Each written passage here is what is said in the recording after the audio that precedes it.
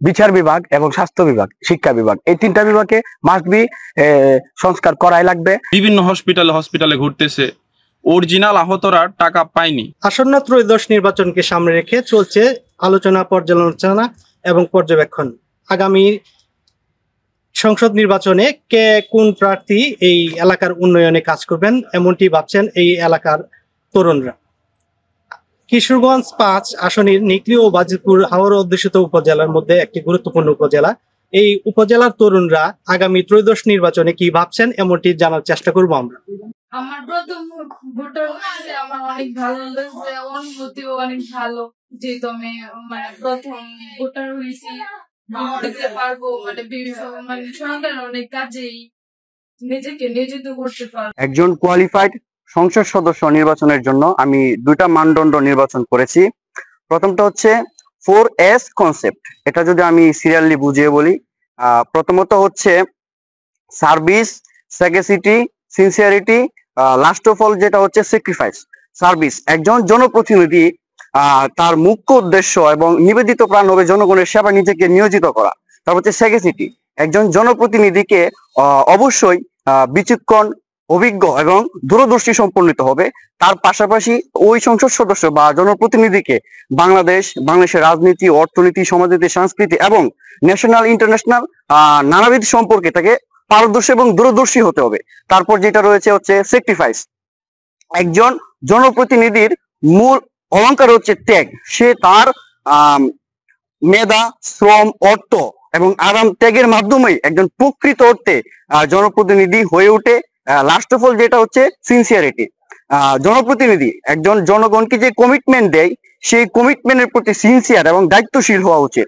বিগত সময়ে আমরা যেটা দেখেছি, জনপ্রতিনিধিগণ শুধু নির্বাচনের প্রাক্কালে তার নির্বাচনী এলাকায় এসে মুখরোচক গল্পের মাধ্যমে শুধু জনগণকে প্রলুব্ধ এবং ভোটারদেরকে আকর্ষণ করার চেষ্টা করে, কিন্তু নির্বাচিত হয়ে যাওয়ার পর তাদের ঠিকানা হয় শুধু সুদূর রাজধানী ঢাকায়। দ্বিতীয় যে মানদণ্ডটি সেটা হচ্ছে নো হচ্ছে আপনার মাসল পাওয়ার পলিটিক্স, অনলি পিসফুল এবং ডেমোক্রেটিক পলিটিক্স।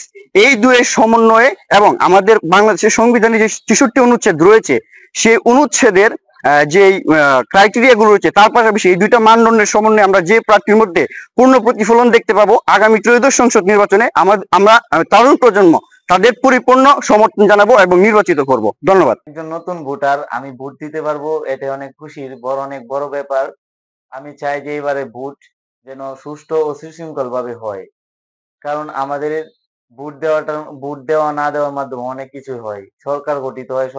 তো আমরা চাই যে এবারে নির্বাচনটা সুষ্ঠুভাবে হোক, যার বিনিময়ে আমরা একটা নতুন সুন্দর বাংলাদেশ পাবো। ডক্টর ইউনূসের মাধ্যমে এবার যে সরকার গঠিত নির্বাচন হবে, সেটা যেন খুব সুষ্ঠু সাবলীল হয়, যার মাধ্যমে আমরা খুব সুন্দরভাবে সুশান্তিতে ভোট দিতে পারি। আর যে সরকারে আসুক, তাদের কাছে আমাদের একটাই প্রত্যাশা থাকবে, আমরা যেন দেশের জাতি বর্ণ নির্বিশেষে বসবাস করতে পারি। এটাই আমি চাই যে এবার নির্বাচনটা যেন একদম সুস্থ ও শান্তি শৃঙ্খলা বজায় রেখে হয়। বাজিতপুর এলাকার বাসী অনেক সমস্যাগ্রস্ত আর কি।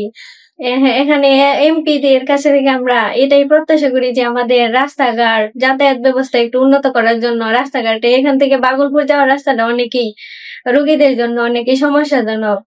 আগামীতে যে এমপি নির্বাচিত হবে, আমাদের এটাই প্রত্যাশা যে বাজিতপুর নিকলি যে রাস্তা ব্যবস্থা, তার মধ্যে সংস্কার করা, নতুন রাস্তা ব্যবস্থা পুনর্নির্মাণ করা, যার জন্য যাতায়াত ব্যবস্থা সুবিধা হয়। হাওড় অঞ্চলে রয়েছে যারা, তাদের আরো যাতায়াত ব্যবস্থা অনেক দুর্ভোগ অবস্থা, যার জন্য তারা চিকিৎসা ব্যবস্থা নিতে পারে না। যার জন্য চিকিৎসা ব্যবস্থা নিতে হলে তাদেরকে কিশোরগঞ্জ যেতে হয় বা বাগলপুর আসতে হয়। আমরা চাই উনি যাতে বাজিতপুর আর নিকলি দুই উপজেলারই সুন্দরভাবে কার্যক্রম পরিচালনা করে, যাতে জনসাধারণের অনেক সুবিধা দেয়, জনসাধারণকে সাহায্য দিয়ে থাকে, সেবা প্রদান করে থাকে। আমাদের দেশের সাথে অনেক দেশের সম্পর্ক গুলা একটু, আমাদের দেশের প্রতি একটু নেগেটিভ ধারণা আছে, ওই নেগেটিভিটি ধারণাগুলো একটু দূর করে এক দেশের সাথে আরেক দেশের সাথে সম্পর্ক তৈরি হইলেই এই যে প্রবাসী আছে ওদের জন্য খুব ভালো হবে। আমাদেরকে অনেক দেশ আছে আমাকে বাংলাদেশিরা অন্য চোখে দেখে, ওইগুলা একটু দূর করে, ওইগুলা দূর করতে পারলে, ওই দেশের গভর্নমেন্টের কাছে ভালো আশ্বাস দিতে পারলে, আমাদের দেশটাকে ভালোভাবে রিপ্রেজেন্টেশন করতে পারলে, তো ওইগুলা করতে পারলে যে আমাদের দেশেরও ভালো, সরকার জনগণের ভালো, এই দিকটা একটু দেখলে সরকারের কাছে এটা একটা আবেদন আছে। আমাদের যে পররাষ্ট্র উপদেষ্টা আছে যে আসিফ নজরুল স্যার, উনি তো ঢাকা ইউনিভার্সিটির উনি আমাদের এখন পররাষ্ট্র উপদেষ্টা আছে। ওনার কাছে একটা আবেদন যে উনি এই বিষয়গুলোতে যদি একটু খেয়াল করে, ওই বিষয়গুলো খেয়াল করলে যখন যত স্টুডেন্ট আছে, যত প্রবাসী আছে, কাজের জন্য যাক, পড়ালেখার জন্য যাক, ওই বিষয়গুলো যাতে একটু সহজ হয়, স্মুথলি যাতে এত ধরনের হয়রানির শিকার না হইতে।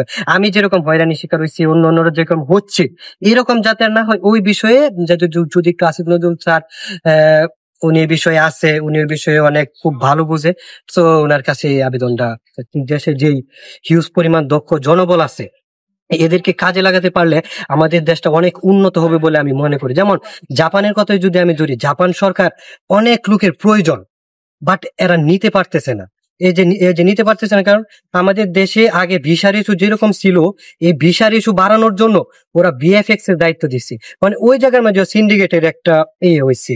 এখন আরো এমন অনেক দেশ আছে যে লোক নিতে চায়, বাট আমাদের দেশের সরকার এই বিষয়টাকে সহজ করতেছে না। এই আমাদের যে নতুন সরকারের আবেদন যে যদি ওই বিষয়গুলো সহজ করা হয়, তাহলে আমাদের দেশও উন্নয়ন হবে। আর যে হিউজ পরিমাণ যে একটা অনেক জনসংখ্যার দেশ, তো আমাদের দেশ উন্নতি হবে, যারা হচ্ছে বেকার আছে তারাও একটা ভালোই হবে, আর যারা উচ্চ শিক্ষার জন্য যেতে চায় তারাও ভালো শিক্ষা অর্জন করতে পারবে।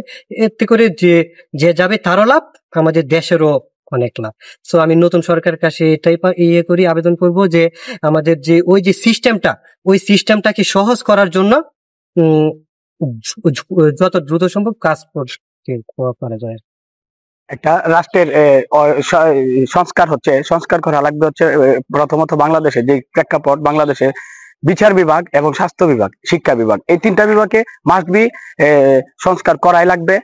যেমন বিচার বিভাগে আপনার দেখতেছেন অহরহ বাংলাদেশের মধ্যে দুর্নীতিবাজ, আবার বিভিন্ন ধরনের অকারেন্স গুলা হচ্ছে, যেগুলা হচ্ছে ওইগুলা যদি তাৎক্ষণিক কোনো বিচার বা দৃষ্টান্তমূলক বিচার করা যেত, তাহলে আজকে এই বিচার বিভাগের এই অধপতন হতো না। যেমন দেখেন আপনি ওই যে ঢাকা বিশ্ববিদ্যালয়ের সাম্য হত্যার বিচার এখন পর্যন্ত হয় নাই, যার সুবাদে এর প্রেক্ষিতে ছাত্র দলের আরেকজন জগন্নাথ বিশ্ববিদ্যালয়ের সদস্য মেবি উনিও হত্যা হয়েছে, কালকে খুন হয়েছে ঢাকা পুরান ঢাকাতে, ওইখানে খুন হয়েছে। যদি সাম্য হত্যার বিচারটা হতো তাহলে আজকে এই বিচার হতো, এই খুনটা হতো না, আমরা খুনের দেখতে পারতাম না আজকে। আরো হচ্ছে আপনার দেখেন বিভিন্ন জায়গায় চুরি, ডাকাতি, ছিনতাই এবং গুম খুন হচ্ছে, কিন্তু ওইগুলোর কোনো বিচার আমরা পাচ্ছি না, দেখছি না। যদি আজকে বিচার বিভাগ স্ট্রং থাকতো, বিচার বিভাগ যদি একটা রাষ্ট্রের জন্য বিচার বিভাগ খুবই গুরুত্বপূর্ণ এবং খুবই মূল্যবান জিনিস, যদি বিচার বিভাগ সংস্কার করে তাহলে বাংলাদেশ ইনশাল্লাহ অনেক সুন্দর, অনেক এগিয়ে যাবে। একটা দেশের বিচার বিভাগ যদি স্ট্রং হয় তাহলে ওই দেশের অর্থনৈতিক, সামাজিক সবকিছুই উন্নতি হবে। বিচার বিভাগ যদি ভঙ্গুর থাকে তাহলে এই দেশের মেরুদণ্ড, ওই দেশের মেরুদণ্ডটাও ভঙ্গুর হবে। এবং আমি এখন বলবো হচ্ছে শিক্ষা বিভাগের দেখেন বিগত সালের যে সরকার ছিল, যে শাসকরা ছিল, তারা শুধু শিক্ষাকে এমন ভাবে ভেঙে দিয়ে গেছে যেখানে ওরাই শুধু শিক্ষিত থাকবে, গ্রাজুয়েট প্রাপ্ত থাকবে, আর আমরা যারা সাধারণ মানুষ, সাধারণ নাগরিক আছি, ওরা শুধু নামে শিক্ষিত থাকবো, যেমন সার্টিফিকেট দ্বারা শিক্ষিত থাকবো, মূল শিক্ষায় শিক্ষিত হব না, সার্টিফিকেট শিক্ষায় শিক্ষা হব। যার কারণে এখন যেই কয়েকদিন আগে যে এসএসসি রেজাল্ট দিল, এসএসসি রেজাল্ট আপনারা দেখছেন যে পাশের হার খুবই কম হচ্ছে। এটার কারণ হচ্ছে যে ওরা খুবই ভালোভাবে এবং খুবই সিনসিয়ারলি খাতাগুলা বা পরীক্ষার যাচাই বাছাইগুলা করছে। আগের যে সরকার ছিল ওরা নামমাত্রই পাস দিয়ে দিত, যে লিখলেই পাস দিয়ে দিত, গল্প লিখেন, যাই লিখেন পাস দিয়ে দিত, যার কারণে শিক্ষা বিভাগের ভঙ্গুর অবস্থা। এখন আমরা আশাবাদী এই সরকার এই সংস্কার করে এই দুইটা বিভাগই খুবই সচল করবেন। এবং আমরা বলবো স্বাস্থ্য বিভাগের দেখেন আপনারা খুবই দুর্বিষহ অবস্থা হয়ে গেছে। এই দেশের সরকার যদি কোনো ক্ষমতাবান, কোনো অর্থবিত্ত মানুষ যদি অসুস্থ হয়, তারা সিঙ্গাপুর, মালয়েশিয়া, বিভিন্ন দেশে, উন্নত দেশে চিকিৎসা নিতে যায়। কেন ভাই, আমাদের দেশে কি শিক্ষার কোনো স্বাস্থ্য খাত কি উন্নত করা যায় না? আমাদের দেশে একটা ভালো একটা হসপিটাল করেন। আমাদের কিশোরগঞ্জের যে সৈয়দ নজরুল হসপিটাল, আমার জানা মতে কিশোরগঞ্জের মধ্যে বৃহত্তম হসপিটাল এটার যে অবস্থা আপনারা দেখবেন, ওইটা নিয়ে আমরা ছাত্র অধিকার পরিষদ এটা নিয়ে কাজ করছি, সাধারণ মানুষও কাজ করছে ওইটা নিয়ে। ওইটার খুবই বাজে অবস্থা, খুবই নাজেহাল অবস্থা। ওইটা যদি আমরা স্বাস্থ্য খাত যদি সরকার ভালো করতে পারে তাহলে রাষ্ট্র অটোমেটিক ভালো হয়ে যাবে। দেখেন আজকে আমরা যারা এই গরিব মধ্যবিত্ত, যাদের সামর্থ্য নাই চিকিৎসা করার মতো, তারা উচ্চ চিকিৎসা নিতে পারি না। এখন আপনারা যারা উচ্চবিত্তের মানুষ আছেন, পদধারী লোক আছেন বা এমপি মন্ত্রী, বিভিন্ন ধরনের সচিবালয়ে আমলা মন্ত্রী যারা আছেন, তারা তো কিছু হইলেই আপনারা বিদেশ চলে যান। আমরা যারা সাধারণ মানুষ আমরা কি করব? আমাদের জন্য স্বাস্থ্য কার্ডটা খুবই দরকার, প্রয়োজন, এবং সংস্কার মাসবি দরকার। এই তিনটা সেক্টর যদি সংস্কার করা হয় তাহলে আমার মনে হয় বাংলাদেশ পিছনেদের দিকে তাকাতে হবে না, বাংলাদেশ এগিয়ে যাবে দুর্বার গতিতে। আসসালামু আলাইকুম। 24শে গণঅভ্যুত্থানে আহত এবং শহীদ হওয়া ভাইদের প্রতি রাষ্ট্রের ভূমিকা ছিল অতি নগণ্য, যা তাদের জন্য কোনোভাবেই পর্যাপ্ত নয়। রাষ্ট্রের প্রথম এবং প্রধান দায়িত্ব হচ্ছে শহীদ ও আহত পরিবারকে সুরক্ষা নিশ্চিত করা এবং শহীদ পরিবারকে আজীবন সরকারি অর্থায়ন সহযোগিতা নিশ্চিত করা। আমাদের আহত যারা ভাই রয়েছে তাদের চিকিৎসার জন্য এখনো তারা বিভিন্ন হসপিটালে ঘুরতেছে। অরিজিনাল আহতরা টাকা পায়নি, অনেক ফেক আহত সেজে টাকা আত্মসাৎ করেছে। তো রাষ্ট্রের প্রতি আমার একটাই দাবি, আমার অরিজিনাল আহত এবং নিহত পরিবার যেন তাদের প্রযোজ্য প্রাপ্য মর্যাদাটা বুঝে পায় এবং তাদের আওয়ামী লীগ ফ্যাসিস্টদের হাত থেকে সুরক্ষা নিশ্চিতের জন্য তাদের যতটুকু সুরক্ষা দেওয়া দরকার সরকার থেকে সেই সুরক্ষা নিশ্চিত করা। এবং পরিশেষে আমি বলতে চাই, ফ্যাসিস্ট সরকার পলায়নের পরবর্তীও ফ্যাসিস্ট সরকারে রেখে যাওয়া পেটোয়া বাহিনী এখনো বাংলাদেশে রয়ে গেছে। তাদের মূল শত্রু হচ্ছে আমাদের গণঅভ্যুত্থানের আহত এবং নিহতের পরিবার। তারা যে কোনো সুযোগে সন্ধানী আহত এবং নিহত পরিবারদের ক্ষতি করার জন্য উঠে পড়ে লেগে আছে।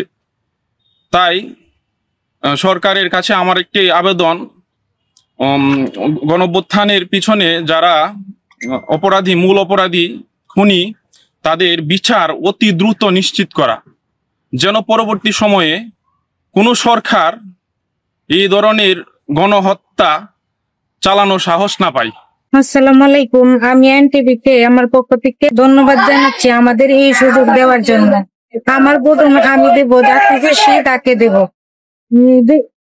যোগ্য ন্যায় প্রার্থী দেখে ভোট ছিল। আমরা চাই সুষ্ঠু নির্বাচন হোক। আমরা দেখে আসছি বিগত 15 বছর ধরে আমাদের অভিভাবক ভোট দিতে পারছে না। আমরা চাই আমরা নতুন প্রার্থী গিয়ে ভোট দিতে পারি। গত জুলাই আন্দোলনে আমাদের যে 2000 ছাত্র জনতা নিহত হয়েছে এবং 30,000 ছাত্র আহত হয়েছে, তার বিনিময়ে আমরা উপদেষ্টা পরিষদ বসিয়েছি। তো আমাদের উপদেষ্টা পরিষদের প্রধান ডক্টর মোহাম্মদ ইউনূস তার ব্যক্তি জীবনে সেই সফল, সে একজন নোবেল জয়ী, সেটা বাংলাদেশের জন্য গর্বে এবং আমাদের সকল নাগরিকের জন্য গর্বে, সেটা বিশ্ব আলোচিত। তো আমরা তাকে যে রাষ্ট্রীয় দায়িত্ব দিয়েছিলাম, সেই জায়গা থেকে আমাদের যে প্রত্যাশা এবং আশা ছিল সেটা আমরা পাইনি তার কাছ থেকে। তো আমরা চেয়েছিলাম যে নতুন বাংলাদেশ স্বপ্ন নিয়ে যে আন্দোলনে সাধারণ জনতা থেকে সবাই ঝাঁপিয়ে পড়েছিলাম, সেই বাংলাদেশ সে 1 বছরে দিতে পারেনি আমাদের। তার পরবর্তীতে আমরা পেয়েছি চাঁদাবাজি, দখলবাজি, লুটপাট, সরকারি অফিসগুলো দপ্তরগুলোতে হয়রানি আগের চেয়ে এবং অনেক বেশি। সেই আশা ছিল আমাদের যে সে ইউরোপ আমেরিকার যে মানুষ স্বপ্ন দেখতে, সেই স্বপ্নটা ছিল আমরা একটা নতুন বাংলাদেশ, নতুন সূর্য উদয় হবো, সেটা আর হয়নি। যার বিপরীতে এই উপদেষ্টা পরিষদে 1 বছরে পুরোপুরি ব্যর্থ। তার সফলতা বলতে গেলে তেমন কিছু নেই, সফলতা খুঁজতে গেলে ব্যর্থতার গল্প উঠে আসে। তো আমাদের যদি আমরা চিন্তা করি ডক্টর মোহাম্মদ ইউনূস ও তার পরিষদের যে সফলতা, আমাদের যে ভঙ্গুর অর্থনীতি ছিল ওই জায়গা থেকে আমরা উত্তরণ হয়েছি, এই জায়গা থেকে মোটামুটি সে সফল। তবে সামনে যদি সে তরুণদের, যারা তরুণ ভোটার ছিল তারা কিন্তু ভোট দিতে পারেনি, জোর জবরদস্তি আওয়ামী ফ্যাসিস্ট সরকারের ভোট ছিনিয়ে নিয়েছে এবং ভোট কেন্দ্র থেকে তাড়িয়ে দিয়ে ভোট দিয়েছে। সে যদি একটা সুস্থ ভোট আমাদেরকে দিয়ে দিতে পারে, আমরা যদি কেন্দ্রে গিয়ে ভোট দিতে পারি, ভোট একটা আনন্দের বিষয়, উৎসাহের বিষয়, মানুষের একটা আশা আকাঙ্ক্ষা থাকে, পছন্দের প্রার্থী থাকে, তাকে যদি আমরা ভোট দিতে পারি তাহলে তার সফলতা মানুষকে বিশ্বাস করে। আর যদি সেটাতে সেই জায়গায় ব্যর্থ হয় তাহলে একটা ইতিহাসের কালো অধ্যায় রচিত হবে যে বাংলাদেশে 2000 ছাত্র জনতা এবং 30,000 ছাত্র জনতা আহতের বিনিময়ে ডক্টর মোহাম্মদ ইউনূস সরকারকে প্রধান উপদেষ্টা করে সরকারের দায়িত্ব দিয়েছিল, কিন্তু সে পুরোপুরি ব্যর্থ। এই কালো ইতিহাস আগামী যুগ যুগ ধরে চলতে থাকবে বাংলাদেশে। আমি এমপি নির্বাচিত হলে আমার এই বাংলাদেশে উন্নত করতাম, আমাদের এই নিকলি হাওড়ে উন্নত করতাম, হাওড়া এলাকায় অনেক সুন্দরভাবে গড়ে তুলতাম, তাহলে আমাদের নিকলি কিশোরগঞ্জ অনেক নাম হইতো। দর্শক, এতক্ষণ শুনছিলেন কিশোরগঞ্জ 5 আসনের নিকলি ও বাজিতপুর উপজেলার তরুণ ভোটারদের চিন্তা ভাবনা। তাদের এই চিন্তা ভাবনা বিশেষ করে আগামী সংসদ সদস্য নির্বাচনে গুরুত্বপূর্ণ ভূমিকা পালন করবে। এই এলাকার তরুণ ভোটাররা যেমনটি মনে করছেন, আগামী এই হাওড় অঞ্চল অধ্যুষিত উপজেলা নিকলি ও বাজিতপুর উপজেলায় যারা উন্নয়নে গুরুত্বপূর্ণ ভূমিকা পালন করতে পারবে তাদেরকেই তারা নির্বাচিত করবেন। কিশোরগঞ্জ থেকে মাহবুবুর রহমান, এনটিভি অনলাইন।